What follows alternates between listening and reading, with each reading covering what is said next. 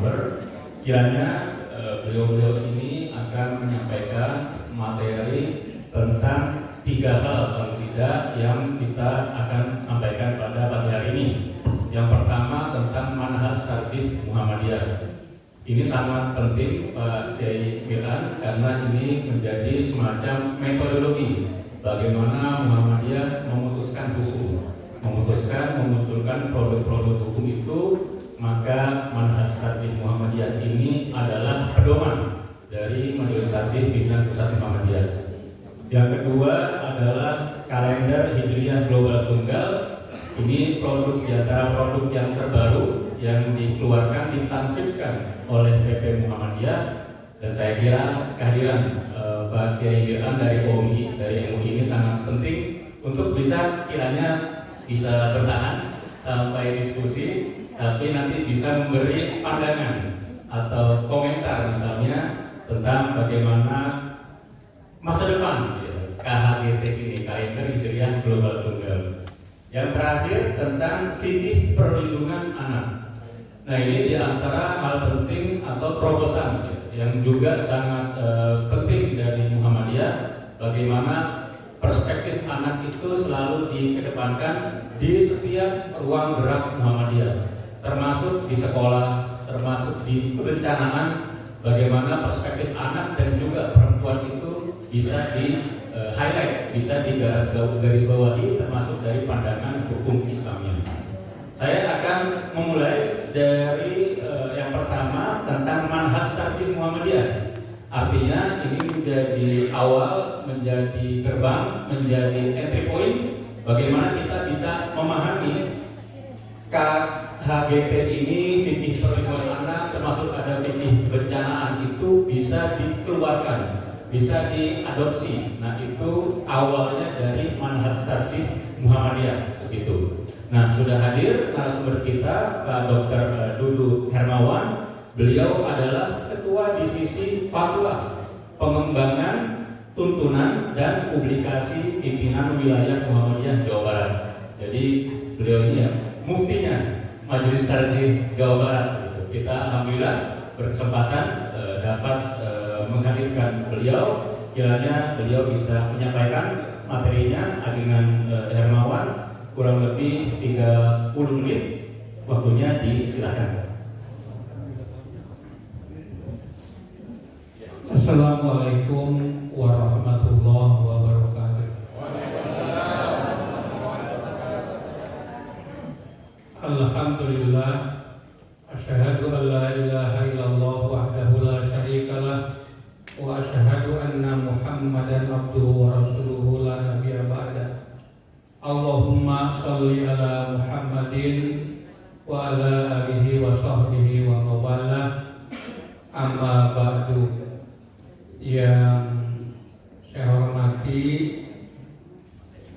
Bapak Ketua Majelis Ulama, Ketua Umum Majelis Ulama Kota Bekasi beserta Sekretaris Umum, Bapak Pimpinan Daerah Muhammadiyah, Pak Ketua dan jajarannya, unsur-unsur pembantu, lembaga dan majelis, pimpinan ormas yang berada di Kota Bekasi ini, dari Dewan Dakwah, Matbaul Anwar, Persis, NU dan lain sebagainya. Nah, kenapa Majelis Tarjih PWM Jawa Barat menginstruksikan kepada seluruh PDM agar ketika sosialisasi tarjih itu mengundang ormas-ormas lain? Ya, tujuannya agar kita saling mengenal paham keagamaan Muhammadiyah itu seperti apa. Karena ketika Muhammadiyah akan membuat satu produk, ya, baik itu fatwa tarjih, wacana tarjih atau keputusan tarjih, nah itu selalu mengundang orang-orang yang ahlinya, termasuk ahli dari ormas Islam lain. Seperti contoh Bapak dan Ibu sekalian, ketika merumuskan masalah 5 ya di putusan kaji yang pertama, itu yang membuat draftnya itu dari Persatuan Islam. Nah, kemudian dikaji oleh Majelis Tarjih Muhammadiyah, kemudian diputuskan dengan ada berbagai perubahan. Nah, ketika membuat draft putusan tarjih yang membahas akhlak, yang membahas kemarin itu waktu subuh dan lain-lain sebagainya berbarengan itu. Nah, itu diantaranya ada pakar-pakar yang ahli dalam bidangnya, kemudian dikaji oleh anggota Majelis Tarjih, kemudian dibuat keputusan. Nah, jadi kita Muhammadiyah itu sangat terbuka. Nah, Bapak dan Ibu sekalian, Bapak-bapak pimpinan cabang, pimpinan daerah Aisyah, pimpinan cabang Aisyah, dan seluruh yang hadir pada kesempatan ini, dan tak lupa juga ini kepada Ibu narasumber tadi ya, Ibu Prof. Siah, kata Bapak Ketua Majelis Tarjih ini ada Siah hadir ya, hadir ke tempat kita. Tapi ini saya tidak tahu apakah Siahnya itu aliran Imamiyah atau Zaidiyah. Yang mereka di Zaidiyah itu Muhammadiyah itu. Jadi ini aliran Muhammadiyah. Kata beliau itu Syiah itu artinya siap, khosnya jadi siap untuk khusyuk. Jadi kalau bersama beliau itu selalu khusyuk. Ya, Bapak dan Ibu sekalian, ada juga Ibu Dr. Jul. Ini Dr. Jul Baida ini istri dari Bapak Dr. Zulkarnain. Ya, kenal bapak-bapak ya? Ya, mantan ketua PWR 2015 ya. Ya, sampai 2022 itu beliau. Beliau ini ahli palak, dosen palak di Fakultas Syariah UIN Sunan Gunung Jati Bandung. Profesor juga, ini profesor dia juga dosen Fakultas Syariah UIN Sunan Gunung Jati Bandung. Nah, saya ini juga dosen di Fakultas Tarbiyah UIN Sunan Gunung Jati Bandung dan ketua lembaga penjamin mutu di Institut Muhammadiyah Darul Arqam, Darul Arqam ya. Iya, mungkin Bapak Ibu kenal Ustaz Adi Hidayat. Nah, itu beliau itu murid saya, tapi sekarang dia lebih pintar daripada saya. Itu luar biasa. Ada Ustaz Hilman Fauzi juga ya. Ya, kemudian ada satu lagi sekarang yang jadi menteri, Raja Juli Antoni, alumni kami. Ya, Bapak dan Ibu sekalian, yang akan kita kaji sekarang adalah manhaj tarjih. Jadi sekarang ini banyak orang-orang yang mengkritik Adi Hidayat misalnya. Beliau itu manhajnya bermasalah, tapi masalahnya apa tidak bisa dijelaskan. Nah, jadi kita sekarang akan membahas mengenai manhaj. Manhaj itu artinya cara. Tarjih itu pengertian dalam ilmu ushul fikih, yaitu membandingkan antara satu dalil dengan dalil yang lain, kemudian kita ambil yang paling rajih, itulah tarjih.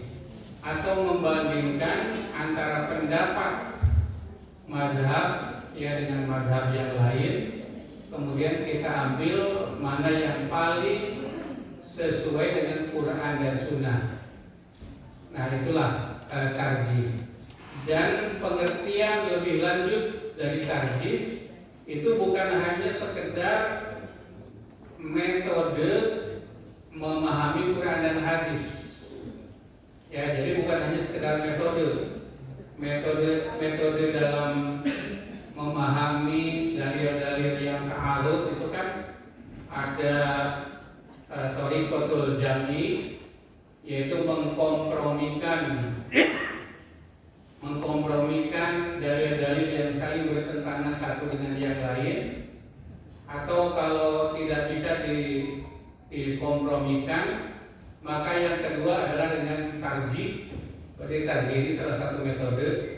Kemudian kalau tidak bisa, yaitu nasakh mansukh, ya, nasakh dan mansukh, atau kalau tidak bisa, yaitu thariqatut tawaquf terlebih dahulu, lalu nanti menunggu putusan tarjih berikutnya kalau di Muhammadiyah begitu. Nah, jadi tarjih itu merupakan salah satu metode. Nah, akan tetapi dalam ketarjihan Muhammadiyah ternyata tarjih itu bukan hanya sekedar metode, tetapi ijtihad itu sendiri. Jadi tarjih itu sama dengan pengertian ijtihad dalam pengertian umum, yaitu ibrogul wus'i linaili hukmi syar'iyyi min adillatiha tafsiliyah, ya, yaitu mengerahkan segala kemampuan untuk memperoleh hukum syara yang amaliyah yang diambil dari dalil-dalil yang terperinci. Nah, itu ijtihad. Jadi pengertian tarjih di Muhammadiyah sama dengan pengertian ijtihad dalam pengertian umum. Mentarjih berarti berijtihad. Bapak dan Ibu sekalian, yang selanjutnya pengertian dari manhaj tarjih secara operasional, ya, berarti sistem yang berisi wawasan, sumber hukum Islam, pendekatan dan metode dalam memahami persoalan-persoalan keagamaan. Nah, ini yang disebut dengan manhaj tarjih.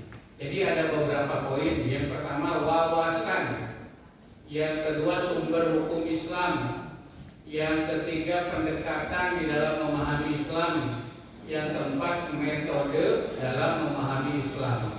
Itu ada 4 yang akan kita bahas dalam tempo yang sesingkat-singkatnya. Jadi kalau ya ada di Bekasi itu ingat antara Karawang dan Bekasi, ya. Apa itu? Iya. Bapak dan Ibu sekalian, ini sebetulnya kami berat, Pak. Manhaj tarjih disampaikan dalam 30 menit. Ya. Kemudian fikih perlindungan anak yang jumlah halamannya dalam putusan tarjih itu ada 90 halaman. Standar nasionalnya 10 halaman itu 1 jam, 90 halaman berarti 9 jam. Apalagi manhaj tarjih, ya, apa KHGT itu. KHGT kami ketika di PWM Jawa Barat membahas KHGT itu 2 hari 2 malam. Jadi berbagai pakar, ahli astronomi hadir, ya, ahli fikih hadir, ahli tafsir hadir, begitu. Nah, itu waktunya lama. Tapi saya paham ibu-ibu ini para pakar yang ahli, orang-orang pintar. Orang pintar itu bisa memendekkan yang panjang, ya, dan bisa memanjangkan yang pendek. Ya, jangan dilanjutkan, ya. Ya.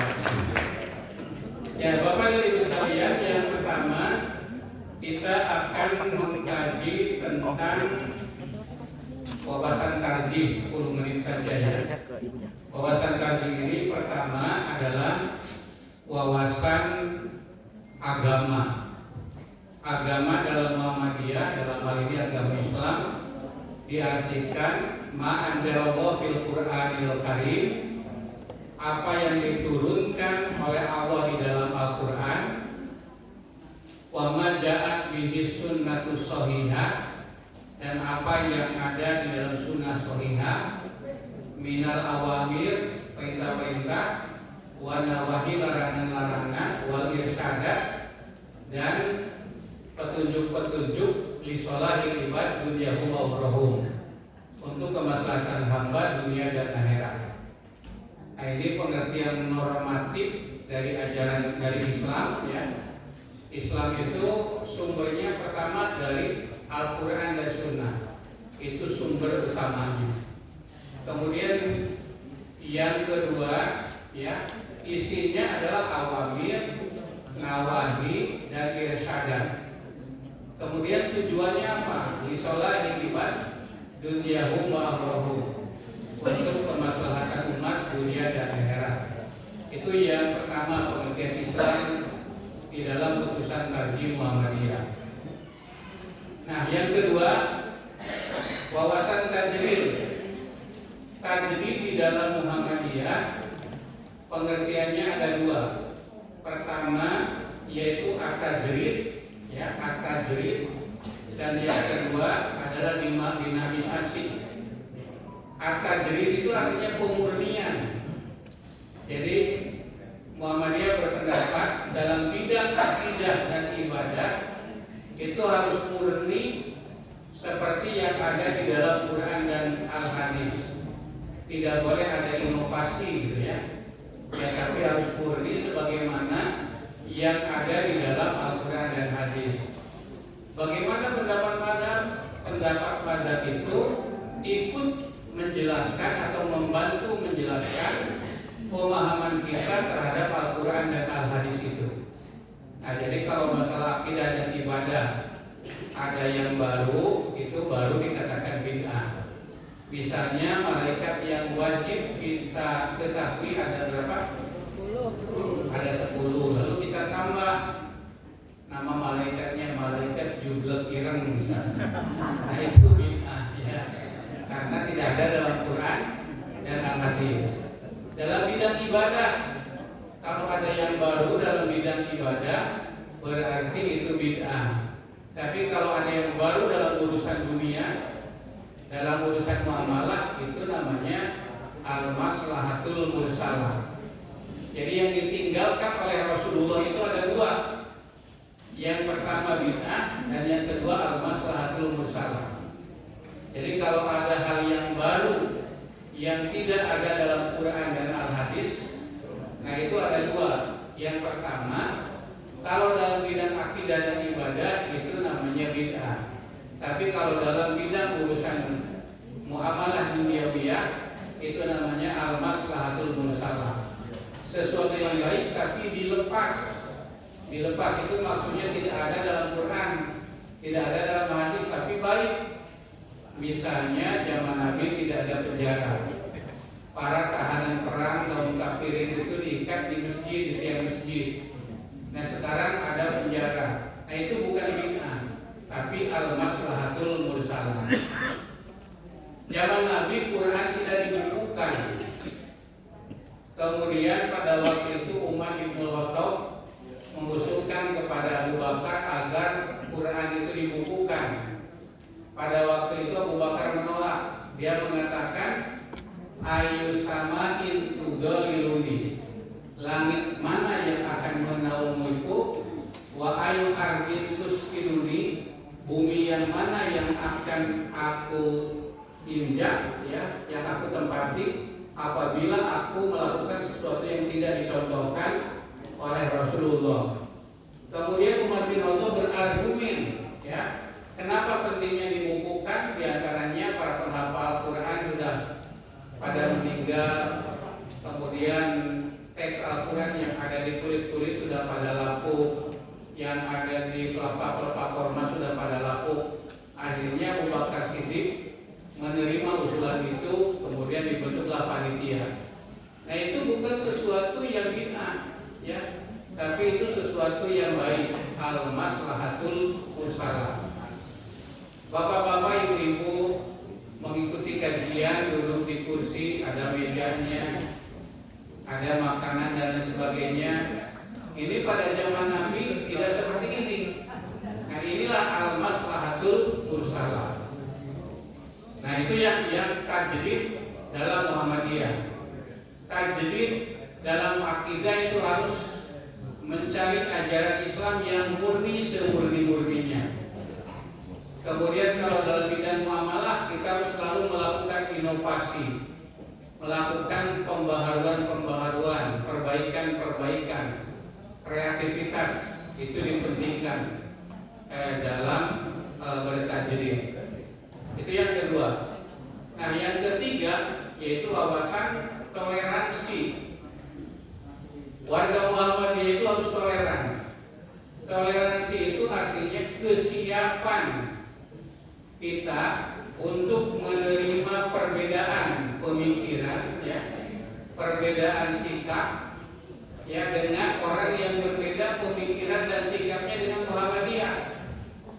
Ya, tentu dalam banyak hal kita berbeda dengan cara berpikirnya teman-teman dari Nahdlatul Ulama, dari Matlabul Anwar atau Salafi dan lain sebagainya.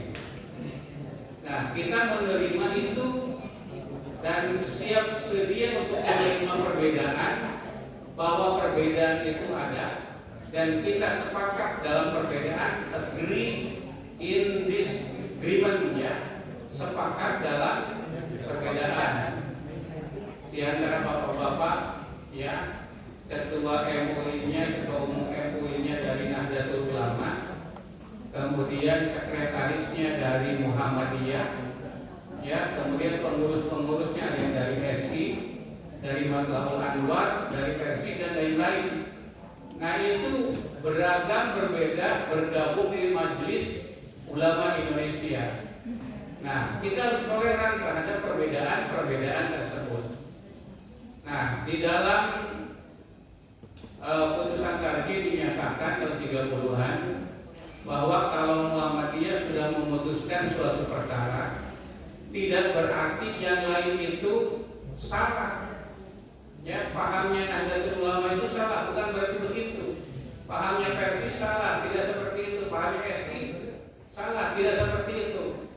Tapi itulah Muhammadiyah, ya, menghargai adanya perbedaan.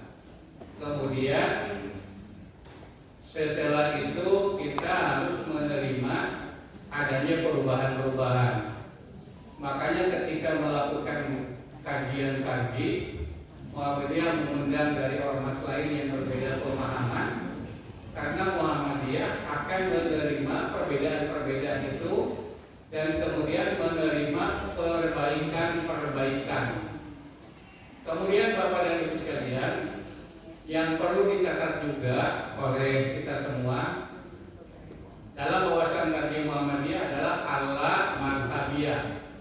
Artinya itu Muhammadiyah tidak bermadhab dalam bidang akidah, misalnya tidak bermadhab kepada salah satu madhab, apakah Syiah atau Khawarij atau Qadariyah atau Jabariyah, Mu'tazilah, Asy'ariyah atau Maturidiyah.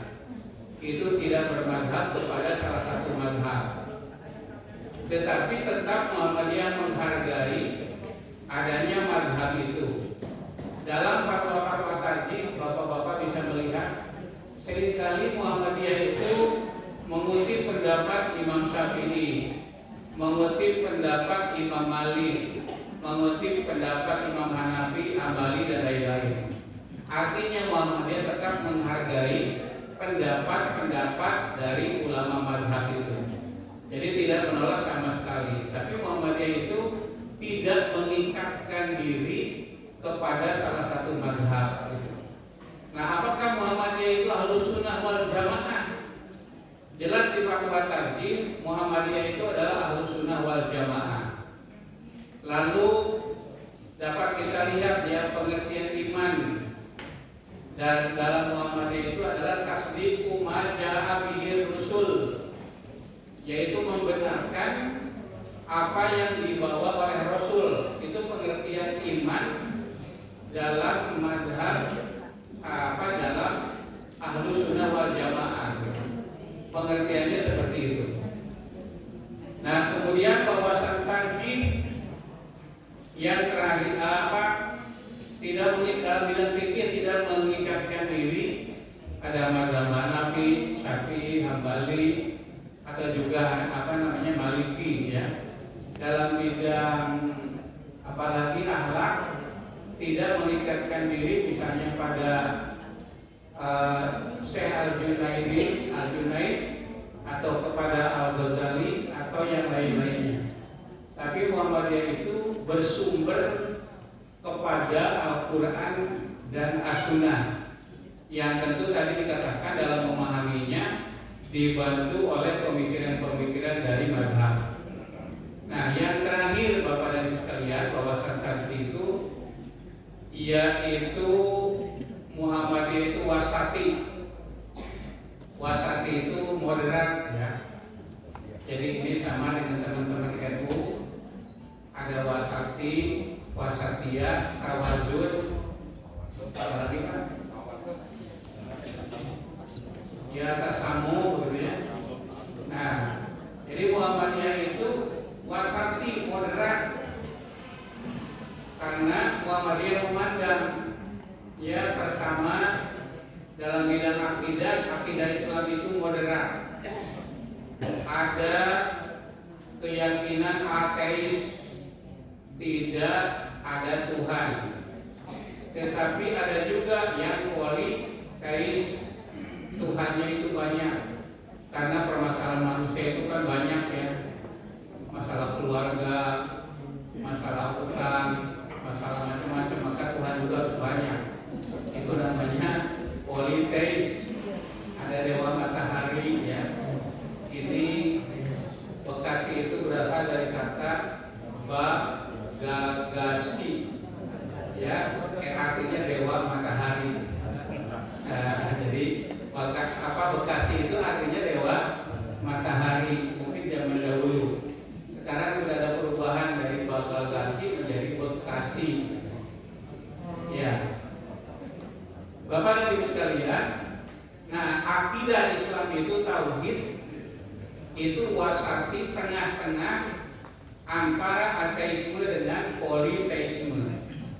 Dalam bidang akhlak juga tengah-tengah. Misalnya ayat Al-Quran mengatakan la taj'al yadaka maghlulatan ila unuqika wala tabsutha kullal basti fataquda malumam mahsura ya. Jadi kita itu tidak boleh terlalu pelit, tetapi tidak boleh terlalu dermawan. Ada kaum muslimin yang tiap hari itu ingin menraktir temannya. Ya, suaminya gajinya 7 juta, tapi setiap hari pagi dan sore tetangganya diundang makan. Akhirnya gajinya 7 koma. Ya, baru 7 hari sudah koma. Sudah habis saja pinjam ke sana kemari. Nah, tengah-tengah antara pelit dengan terlalu dermawan itu namanya as-sakhawah gitu ya. Nah, itu tengah-tengah semuanya. Nah, di dalam bidang akhlak ya, kalau Bapak mempelajari buku Tahdhibul Akhlak, siapa itu namanya? Tahdhibul Akhlak. Ya, akhlak itu tengah-tengah.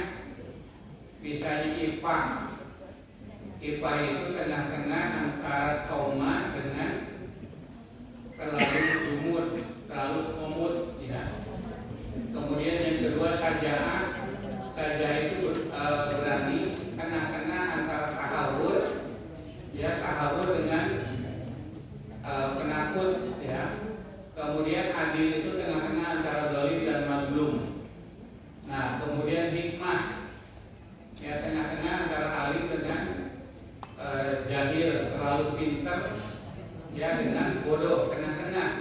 Nah, itulah yang disebut dengan wasati.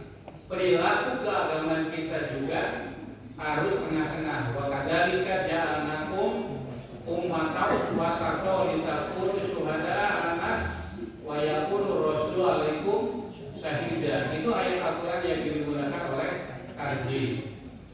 Nah, itu sudah dapat satu ayat empatnya.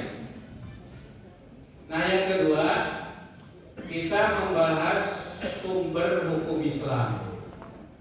Dalam Muhammadiyah sumber hukum Islam itu ada 2. Yang pertama sumber hukum Islam utama, yaitu Al-Quran dan Hadis atau Sunnah Makbulah.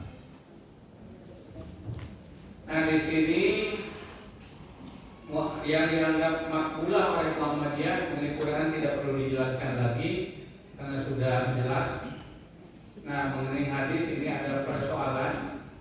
Jadi kalau dulu dipandang Muhammadiyah itu hanya menggunakan hadis yang sahih, karena definisi agama dalam Muhammadiyah tadi wa ma ja'atu sunnatus sahihah. Nah, pengertian sunnah sahihah itu bukan hadis yang sahih saja begitu. Ya. Nah, yang dimaksud dengan sunnah makbulah di Muhammadiyah dalam muktamar Muhammadiyah di Jakarta beberapa waktu yang lalu 2000, yaitu yang pertama adalah hadis sahih, yang kedua hadis hasan, dan yang ketiga hadis dhaif dengan syarat dan ketentuan yang berlaku. Jadi bukan hanya ketika minjem ke bank saja Bu ya, syarat dan ketentuan berlaku itu. Jadi hak menerima hadis dhaif pun itu syarat dan ketentuan berlaku. Nah, apa itu hadis sahih? Hadis yang memenuhi 5 syarat. Yang pertama adalah ittisalus sanad. Sanadnya bersambung. Sanad bersambung itu ketika Nabi bersabda disampaikan kepada para sahabat, nyambung, ketemu langsung sahabat tersebut, kemudian sahabatnya menyampaikan kepada murid-muridnya tabi'in, ya tabi'in menyampaikan kepada tabi'in, itu nyambung terus. Nah, kalau Bukhari itu mempersyaratkan bertemu langsung gitu. Jadi kalau hanya sekedar mendengar berita gitu ya, misalnya pimpinan ranting menyampaikan, ya tadi pagi di Aula Ahmad Dahlan dibahas manhaj tarjih oleh ya Pak Dudu Hermawan gitu. Tapi pimpinan ranting itu tidak hadir, hanya mendengar dari pimpinan cabang. Nah, itu menurut Bukhari tidak mutasilus sanad. Ya.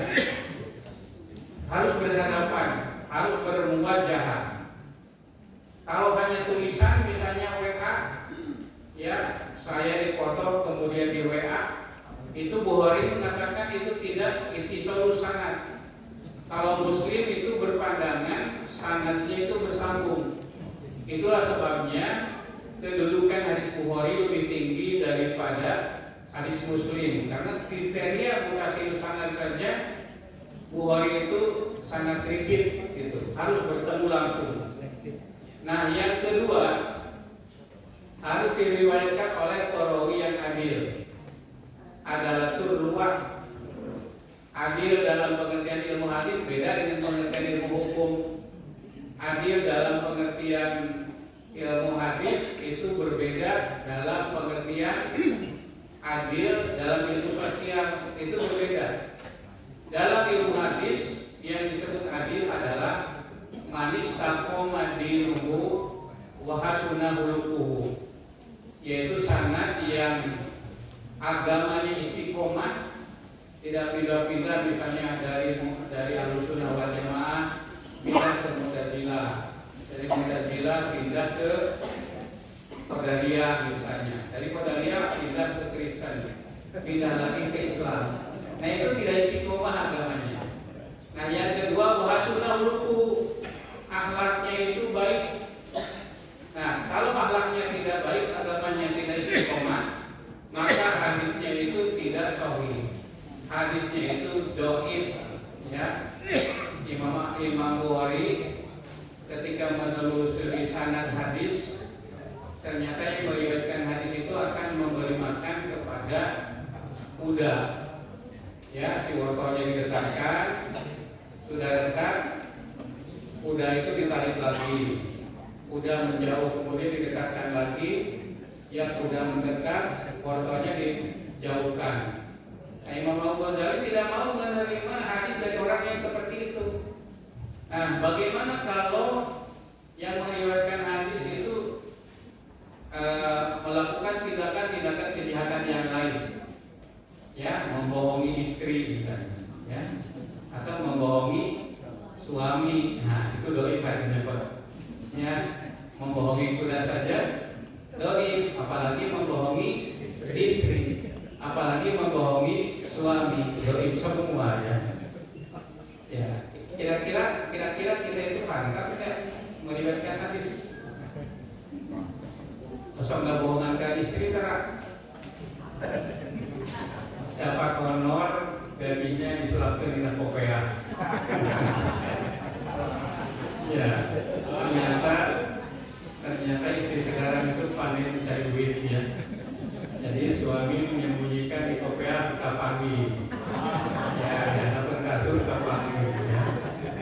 Ya, bahkan dengan celana dalam mobil ketemu gitu ya. Pandai mencari duit gitu ya. Nah, kemudian kriteria ketiga adalah kuat hafalan dari para perawi, baik itu kaifiatul tahammul ya, menerimanya sempurna dan menyampaikannya juga sempurna, bisa persis apa yang diterima dengan apa yang disampaikan persis sama, tidak ada kekurangan sedikit pun. Nah, itu namanya kuat hafalan, dobit ya. Kemudian goyul sududin wala mu'alalin bilatin, tidak syad dan tidak mengandung cacat. Kalau dijelaskan bapaknya jadi disingkat saja. Nah, itulah hadis sahih.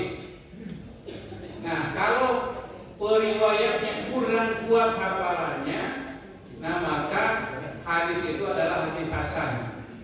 Muhammadiyah menerima hadis hasan sebagai hujah ya, muhtajju bihi dan ma'mul bihi, bisa dijadikan hujah dan bisa diamalkan. Nah, jadi kalau yang syarat-syarat yang 5 itu tidak terpenuhi ya, kalau yang tidak terpenuhi hanya nomor 3 saja, tidak kuat hafalan, itu namanya hadis hasan. Kalau syarat yang lain tidak terpenuhi, maka itu namanya hadis dhaif. Hadis dhaif. Nah, hadis dhaif di dalam Muhammadiyah itu bisa diterima. Ya, di dalam qaidah dikatakan al-hadisu dhaifan. Hadis-hadis dhaif ya la yurtaj yaqulu ba'dahu ba'dan, saling menguatkan satu dengan yang lain, la yurtaj bihi, tidak bisa dijadikan hujah illa ma'a kasratin turuqiha, kecuali dengan banyak periwayatannya. Ya, hadisnya dhaif tapi rawinya banyak, periwayatannya banyak dari berbagai riwayat. Nah, yang kedua ada qarinah ya, syaratnya adalah ada qarinah yang menunjukkan hadis tersebut ada sumbernya. Dan yang ketiga ya, tidak bertentangan dengan Quran atau dengan hadis yang sahih. Nah, itu 3 syarat hadis dhaif oleh Muhammadiyah dapat diterima, hadis yang makbul. Contohnya ibu-ibu, dalam Muktamar Tarjih di Makassar itu dibahas mengenai sholat sunat Isra. Sholat sunat Isra itu yaitu setelah terbit matahari ada sholat sunat 2 rakaat begitu. Hadisnya dhaif ya, riwayat Abu Dawud, riwayat Tirmidzi, riwayat Ibnu Majah dan lain-lain, dhaif tapi memenuhi syarat untuk diterima sebagai sebuah hadis. Ya, man sholal qada, siapa yang sholat subuh, summa jalas fil masjid jama'atan, di masjid dengan berjamaah, tsumma yajlisu yadhkurullah, kemudian duduk dan berzikir kepada Allah, hatta tatlu asy-syamsu, sehingga terbit matahari. Ya, tsumma sholat rakaataini, kemudian sholat 2 rakaat, maka dia akan mendapat pahala seperti pahala haji dan umroh sempurna. Jadi bapak-bapak sholat subuh berjamaah di masjid, ya berdiam di masjid sampai terbit matahari,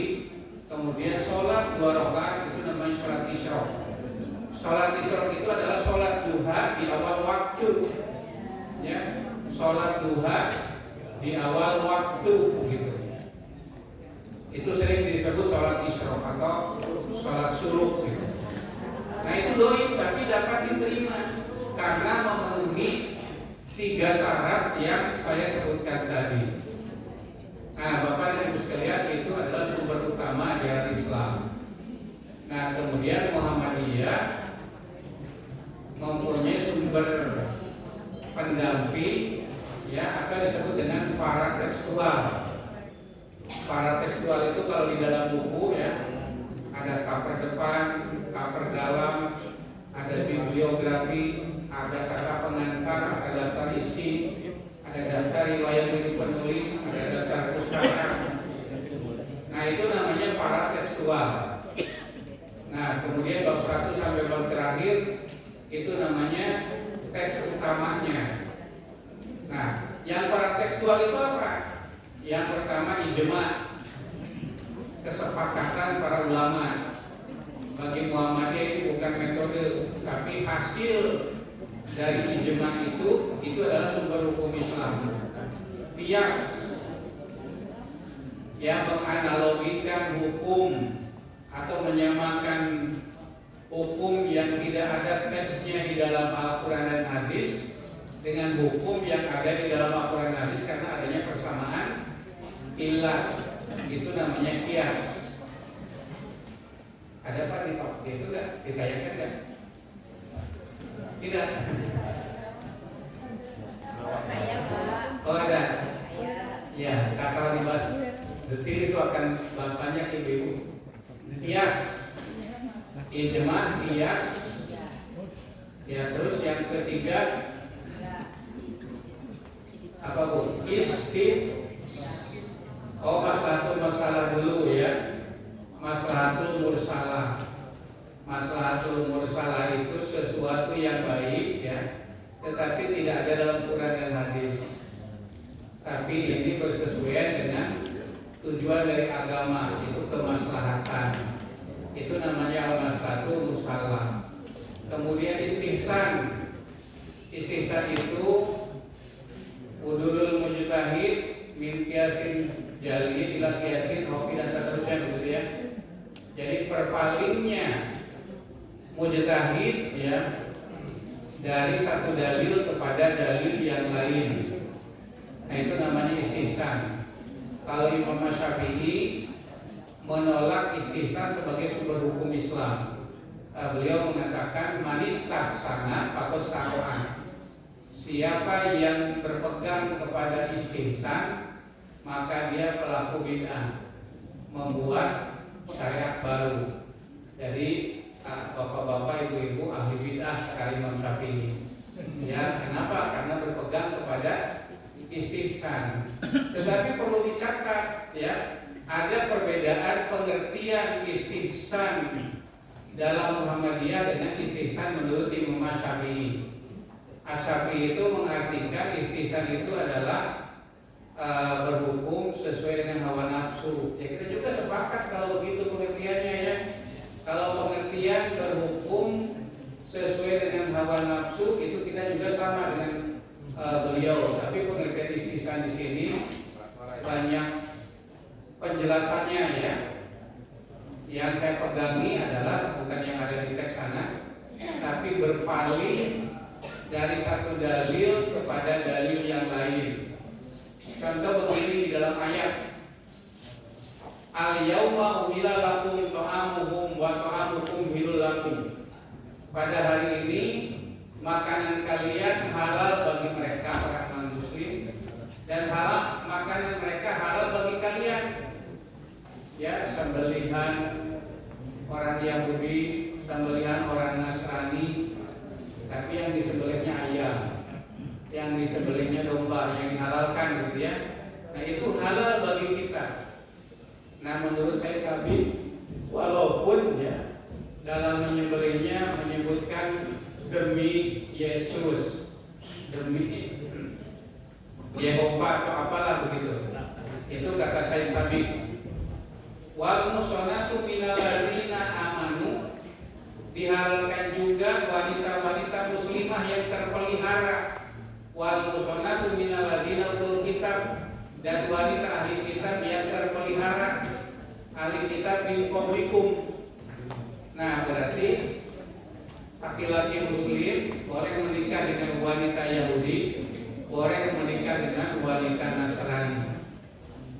Itu teks Al-Qur'annya.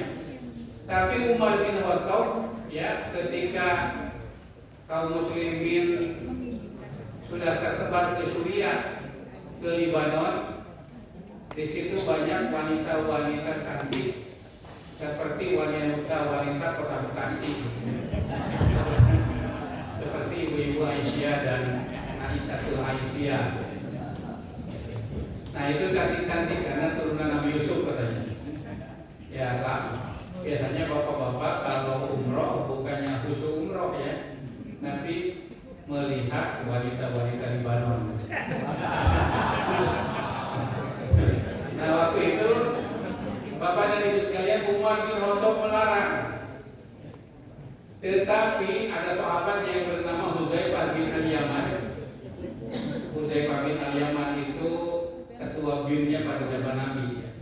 Jadi badan intelijen itu ketua BIM-nya itu adalah Hudzaifah bin Al-Yaman. Jadi tahu orang per orang, Hudzaifah itu tahu gitu. Nah, pada waktu itu Hudzaifah tidak mau menceraikan istrinya yang tidak beragama Islam, orang Nasrani gitu. Tidak mau menceraikan. Tapi setelah Umar diam, tidak melarang, Hudzaifah itu menceraikan istrinya. Lalu orang bertanya, kenapa ketika Umar melarang kau tidak menceraikan? Tapi setelah Umar tidak melarang, kamu malah menceraikan. Dia mengatakan, aku tidak mau mengharamkan sesuatu yang dihalalkan oleh Al-Quran, ya. Tetapi aku tahu alasan Umar ibn Khattab, ya, tidak mau mengharamkan sesuatu yang dihalalkan. Di dalam Al-Maidah 5 tadi halal gitu. Tapi aku tahu alasan Umar. Lisadid dari'ah. Sadu dari'ah itu mencegah jalan kemafsadatan. Nah, jadi berpaling dari ayat Al-Quran menggunakan dalil yang lain, yaitu sadu dari'ah. Nah, itulah yang disebut dengan istihsan. Contoh yang lain, Bapak dan Ibu sekalian, boleh enggak wakaf itu dijual? Ya, itu jelas wakaf itu la yubahu wa la yuhabu wa la yubdalu. Tidak boleh dijual belikan, tidak boleh dihibahkan, tidak boleh ditukar, tidak boleh diwariskan, ya, dan seterusnya. Nah, tetapi ketika tanah wakaf itu terhimpit oleh pabrik-pabrik kiri kanan depan belakang, bahkan tidak ada jalan, nah sehingga tujuan dari wakaf itu tidak tercapai, nah maka Muhammadiyah memandang boleh dijual. Itu dalilnya adalah istihsan atau al-maslahatul mursalah. Ya, jadi berpaling. Nah, kemudian yang berikutnya Bapak dan Ibu, yang kelima istishab, ya, mengembalikan hukum kepada hukum asal. Kaidahnya begini, al aslu fil ibadah at-tahrim, ya. Ya, hukum asal ibadah itu haram. Ya, hatta yadullah dalil ala amriha, sehingga ada dalil yang memerintahkannya. Ya, kalau ditanya boleh tidak salat subuh 10 rakaat sekalian olahraga, nah, itu haram. Karena apa? Karena tidak ada dalilnya. Jadi kalau urusan ibadah yang dicari perintahnya, urusan ibadah dicari perintahnya. Kalau tidak ada perintah, maka itu haram. Man amila amalan laisa fihi amruna fahuwa raddun. Barang siapa yang beramal tidak ada perintah dariku, maka amalan itu ditolak. Itu hukum asalnya ya. Kalau dalam urusan dunia bagaimana tadi Pak? Al aslu fil asya lil ibaha hatta yadula hatta yadula dalil ala nahyiha. Jadi kalau urusan dunia semuanya boleh.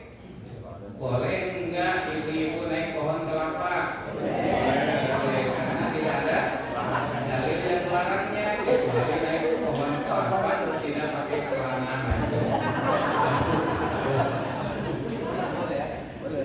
Ya, jadi kalau tidak ada larangan itu boleh. Jadi yang dicari larangannya kalau urusan dunia. Nah itu namanya istishab ya. Istishab. Boleh enggak kaum muslimin makan kini-kini? Apa kini-kini? Jadi binatang yang ada di sawah ya, itu yang nantinya itu akan menjadi capung, itu namanya kini-kini. Coba aja disangrai, nanti akan gatal-gatal Pak. Ya. Nah, jadi urusan dunia itu boleh kalau tidak ada larangan, itu namanya istishab ya. Kemudian yang keenam itu apa Pak? Sadud dari'ah. Sadud dari'ah itu mencegah jalan kemaksadatan, kemadaratan. Tadi memang betul menikah dengan ahlul kitab itu boleh. Saya pernah tinggal di Medan bapak-bapak. Tiang Kote ya kenalan dengan seorang perempuan mahasiswi S2 di Unimed, Universitas Medan. Saya pernah mengajar di Universitas Muhammadiyah Sumatera Utara, UMSU. Nah, kenalan, wanita itu cantik ya. Setelah itu sudah lama saya tanya, ini sukunya apa? Batak Pak. Oh Batak. Agamanya apa? Kristen. Nah saya mulai bingung Pak. Ya kita teruskan, nah, memang dalilnya boleh. Tapi kalau diteruskan nanti saya punya anak. Hari Minggu saya ikut ke kajian di Kota Bekasi. Istri saya mengajak anak saya ke gereja.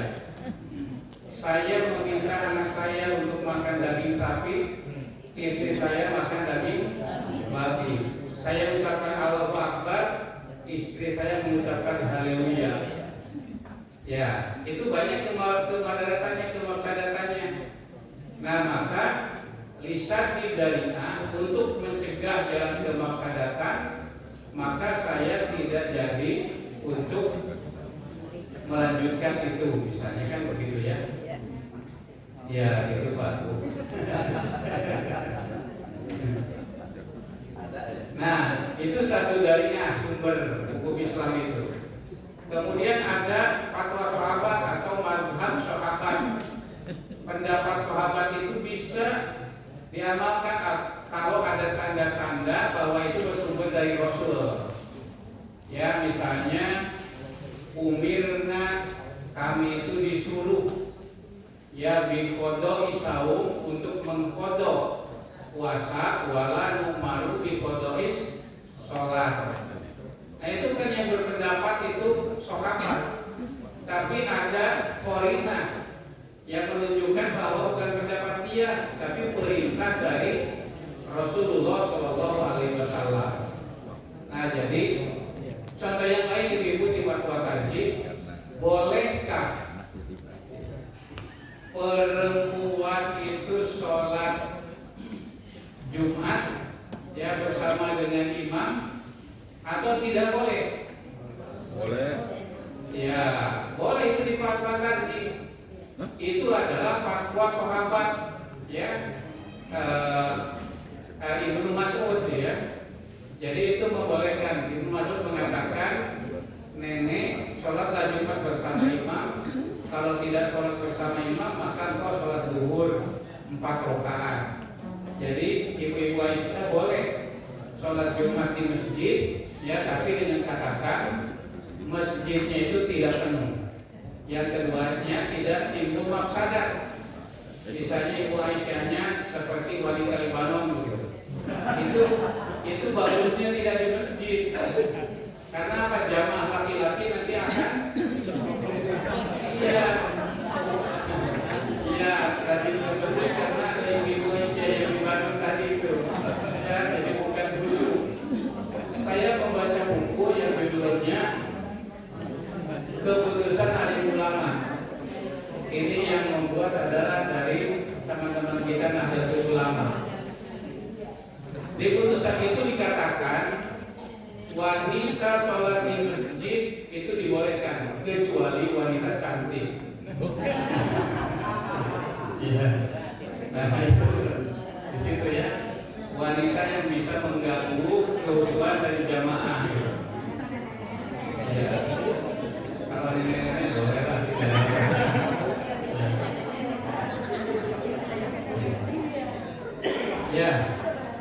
Ya, bapak-bapak dan ibu sekalian, yang terakhir yang menjadi sumber hukum Islam pendamping itu adalah urf. Urf itu adalah kebiasaan.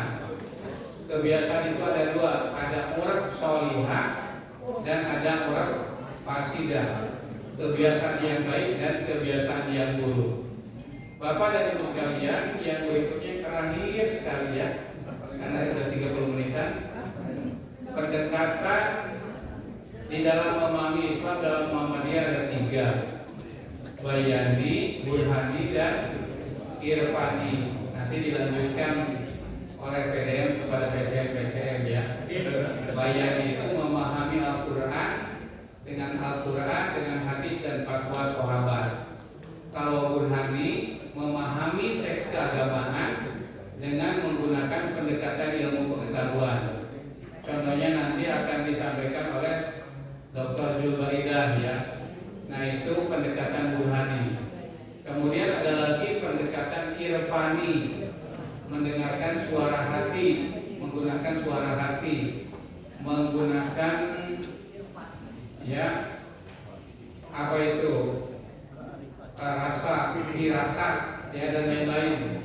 Ittaqu firasatal mu'minin fa innahum yanzuruna binurillah. Hati-hati terhadap firasat orang-orang yang beriman karena mereka melihat dengan cahaya Allah. Nah, Bapak yang dan Ibu sekalian, kalau yang saya jelaskan yang nomor 34 itu perlu waktu yang panjang. Yang terakhir saja itu ada kaidah nomor 40. Latun karu. Ada latun karu tagoyurul ahkam bitagoyuril amkina wal azmina wal ahwal. Tidak diingkari adanya perubahan hukum karena adanya perubahan zaman, perubahan tempat, dan perubahan keadaan. Jadi al-hukmu ya dulu ma'ilatihi. Hukum itu berlaku sesuai dengan ilatnya. Banyak peran perbedaan waktu, perbedaan tempat dan keadaan terhadap ketentuan hukum. Jadi jangan aneh kalau Nabi ditanya amal apa yang paling baik. Nabi mengatakan sekali-kali afdhalul amal as-sholatu ala waqtiha. Tapi ditanya oleh yang lain, ya Rasulullah, amal apa yang paling baik? Birrul walidain, berbuat baik kepada kedua orang tua. Di tempat yang lain ditanya berbeda lagi. Nah itu karena berbeda keadaan, berbeda tempat, berbeda waktu. Bapak dan Ibu sekalian, saya kira itu saja uraian singkat. Yang di tengah-tengahnya nanti ada dalam pertanyaan, silakan. Mohon maaf kalau tadi saya tuntut Pak ya. Saya sama sekali tidak bisa melihat ya. Jadi saya sama sekali tidak bisa melihat wajah dari Ibu Aisyah yang dari Bandung itu tadi. Wajah dari bapak-bapak yang seperti kampanye Nabi Yusuf ya. Saya tidak bisa melihat sama sekali. Sangat-sangat ya. Saya ini terang tapi tidak bisa melihat ya. Nah, Hajunan doktor tidak bisa melihat. Ketika saya kuliah S3 itu sama sekali saya tidak membaca buku ya. Tidak membaca buku.